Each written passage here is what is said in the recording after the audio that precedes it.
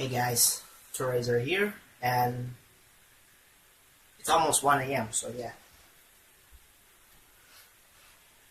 Anyways, hey guys, Torazer here, and today I want to show you something really awesome. If you haven't heard, if you saw my update video, which probably all of you will be gonna ignore, but you're not gonna watch the update video, no? Okay. If you haven't watched it, I already told I will be getting a new laptop, so I can do whatever the heck I want, and I want to start doing things together. Because my old computer, the old tower PC that I had when I was like 8 or 9 maybe. Let's just say I just got this computer from 2009. My old computer previously had Windows Vista pre-installed, but it was, I bought this on the year where Windows 7 came out, and I'm not sure if this computer is compatible with Windows 7 or not. So the computer was stuck with Windows Vista until 2013, where I upgraded to Windows 7. And it's actually good. I actually escaped from the operating system, which was like, something like 10 years old? I don't know. Yeah, that computer had Windows Vista, and the specs are really basic. Well, not really basic, it's pretty cool. It has a Intel Core 2 Duo processor. It's a Volt L1, and the one with the new logos. Previously, they got the first one, which was from 2008. Yeah, and it had 2 gigs of memory before I upgraded it to 4 gigabytes of RAM, and it had it used to have this computer. That computer over there used to have a discrete graphics card, and if you don't know, this is the one here. It's a Manly GTX 940. 940? Yeah, I think so. I think this is a 940. Wait.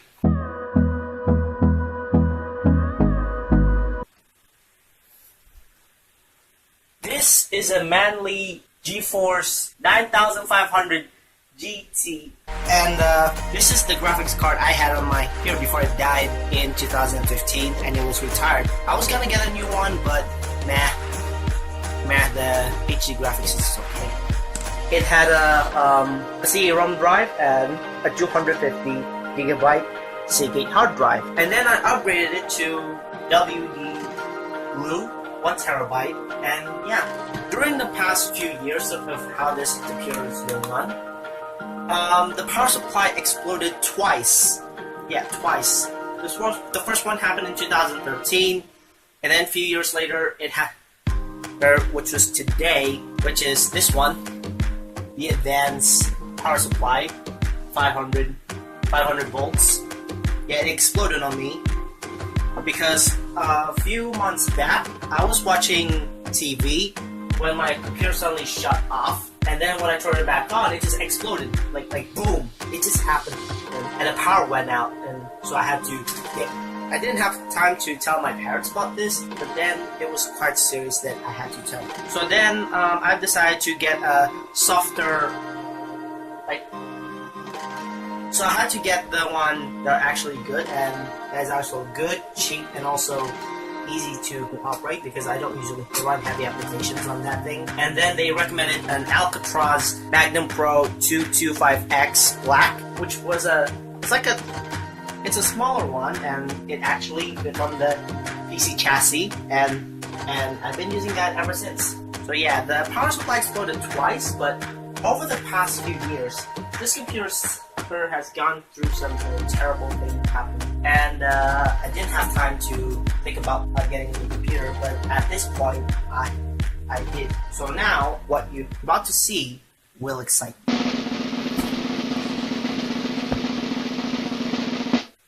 That's right, I bought the Vivobook S from Asus.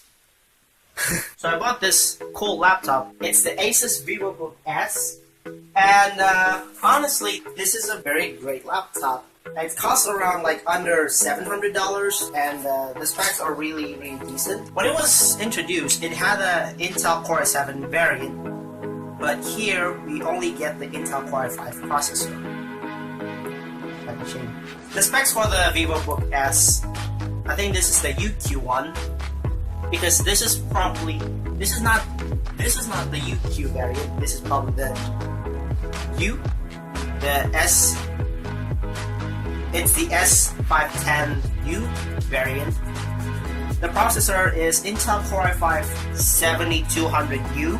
It has a slim 15.6-inch Full HD screen, GeForce GT 940MX, 1TB of hard drive, 128GB of solid-state drive, and 4 gigs of RAM, DDR4, USB 3.0, USB 3.1, Bluetooth 4.0, and Wi-Fi. And if you ever read the product guide and you probably picked it up from the local store, this is what you get. It's an ultra thin laptop. It's around 17.9 millimeters, and it claims it had a big fingerprint sensor, which I'm gonna show you later.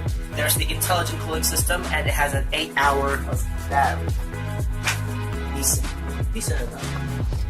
So I just unboxed it earlier, and I bought this for around $700 for this. I mean, yeah, it's a very, very good laptop. Originally, I was gonna get the Asus X550VX, which had a wider touchpad, has a cool cover design, then it has a longer battery life, and then the ice cool thing, yeah. And it has an Intel Core i7 processor, which is also decent. Yeah, I was gonna get that, but there's only one problem. You see, the chances are getting this laptop is it's basically a 50-50 chance, you know. Sometimes they do have it on stock, sometimes they don't. I just checked everywhere, you know, they're saying that they're on stock, but the next day it's like, oh, they're gone. They just right there, and then the next day, completely, it's just gone. And when I check online, alongside the X550IU, which is basically the AMD FX model with Radeon RX 460. I'm not really into AMD, but if I ever wanted an AMD PC, I could just be in the tower. I mean, because recently there isn't any Ryzen laptops sold either here or somewhere. But I want to show you that there is a chance that Asus might be able to pick Ryzen as a secondary choice for, you know, they also prefer, you know, performance and value. No, fuck that value shit. There have been rumors that Ryzen will probably come to Asus laptops. And if you check online now, the page, which is from May 2017, they are confirming that Asus will launch the first AMD laptop in the ROG range, and it's gonna be called the ROG Strix GL702ZC, and we will have a Ryzen 7 CPU, and it will also be available with Ryzen 5 and Ryzen 3. The only catch is overclocking is not supported. They are announcing that it will be available later this summer, but I'm pretty sure it's gonna be available by next year. So yeah, that's the only problem I had in mind about, you know, AMD, because I'm not really into AMD. I mean, I really like Intel. I really like Intel, and I don't want anything else. So enough talking about that. So and let's go. Now, this is the Asus Vivobook S. As you can see, it's very, very interesting, at least. And yeah, I just told y'all what the spec is. You already know, so that's basically. But there's only one problem. As you can see, this is S510U with the Intel Core i5 processor instead of the usual i7. Yeah. And the keyboard right here is it's very, very, you know, quiet stuff, not mechanical. It's not really mechanical. Also, sorry for poor white camera. Anyways, so I just turned on the flash. I had to stop the video for a second, and I have to turn on the flash. But whatever. See this right here? That's a fingerprint sensor. And some people believe that this right here placed within this touchpad feels a bit awkward.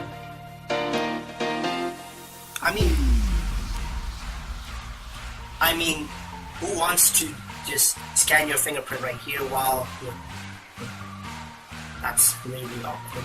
Also, my only problem with the Asus Vivobook S is that the touchpad can be funky. If I press down this right here, it gets stuck. Sometimes if I want to tap, I want to press this here, and then it just basically stuck. That was the first time I had this problem. These buttons right here, sometimes they get stuck, sometimes they can get into the without even knowing, and that's the only problem that I had with this stuff right here. Yeah. So now let's get into the business. Oh yeah, most high-end and Asus laptops are usually bundled with Windows.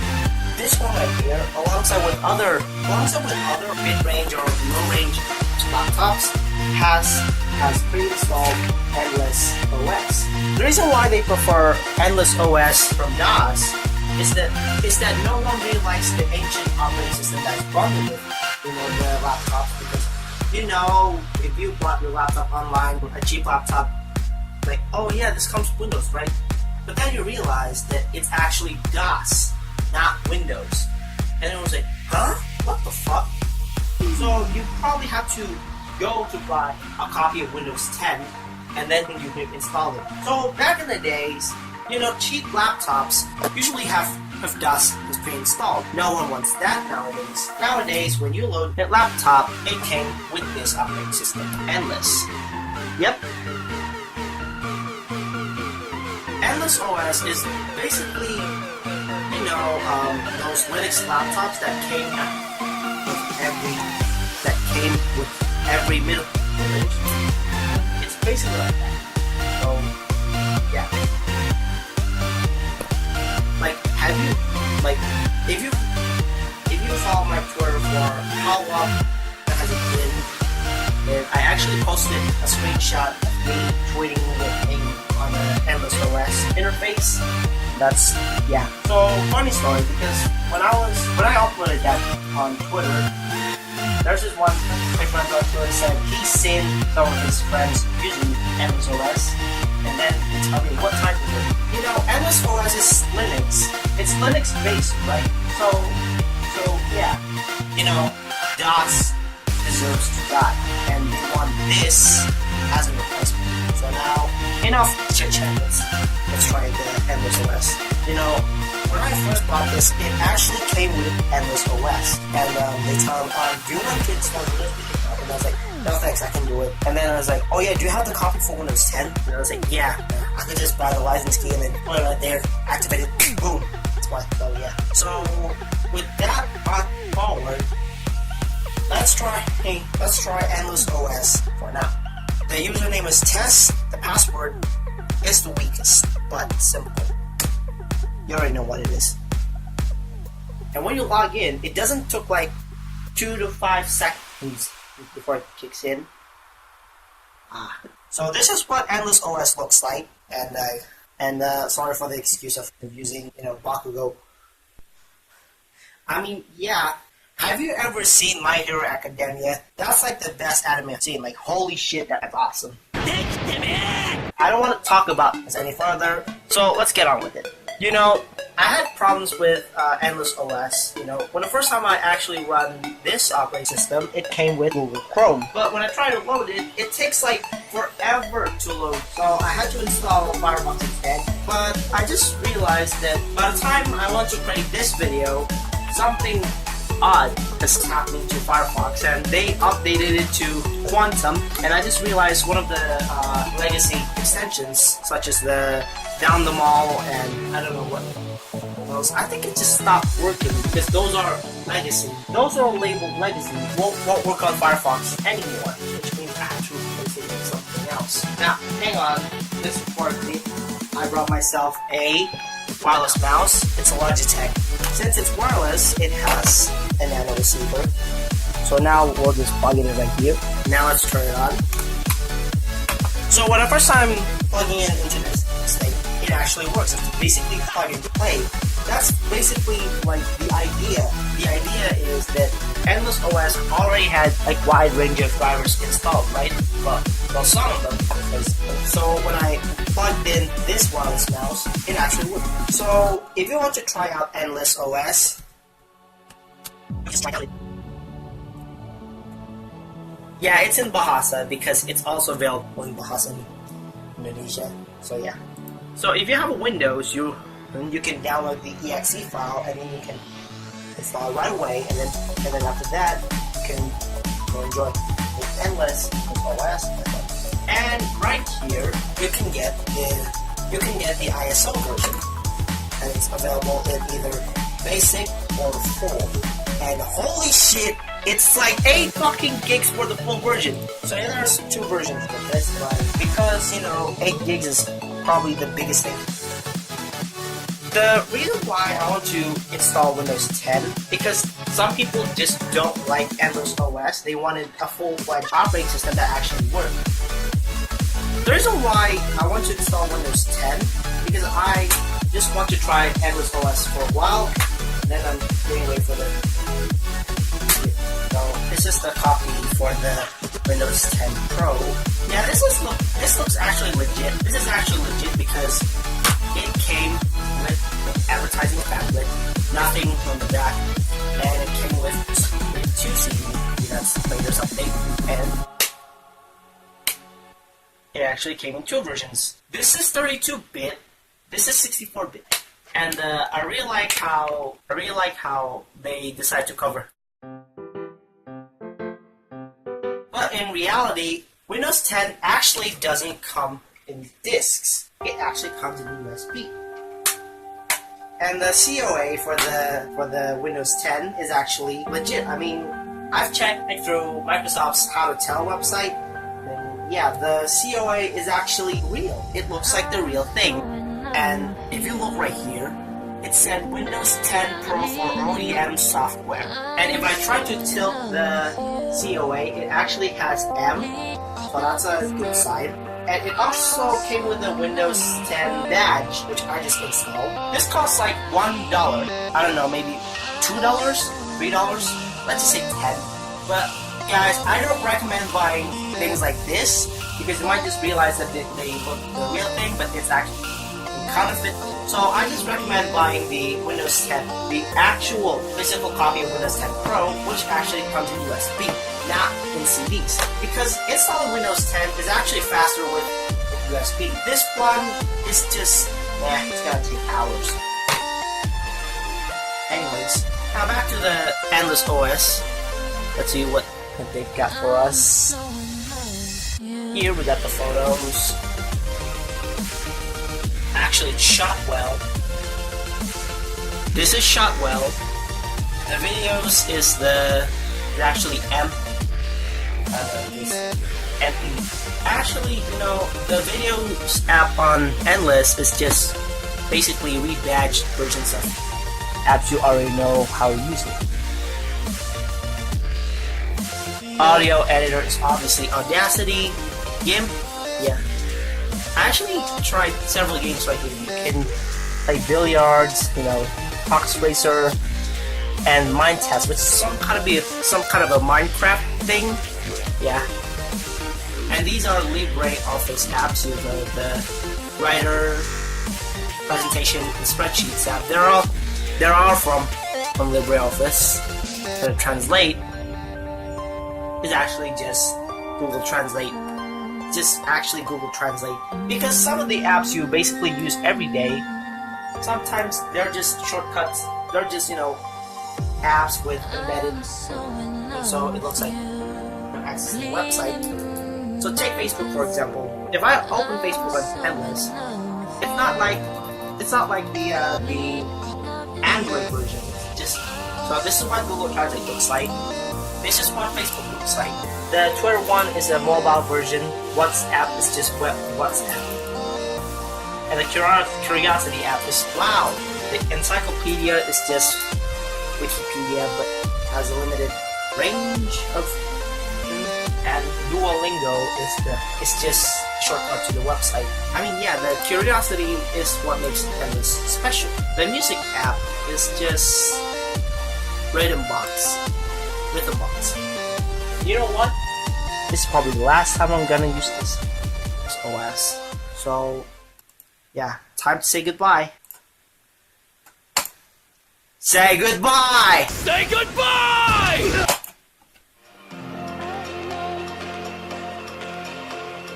And just like that.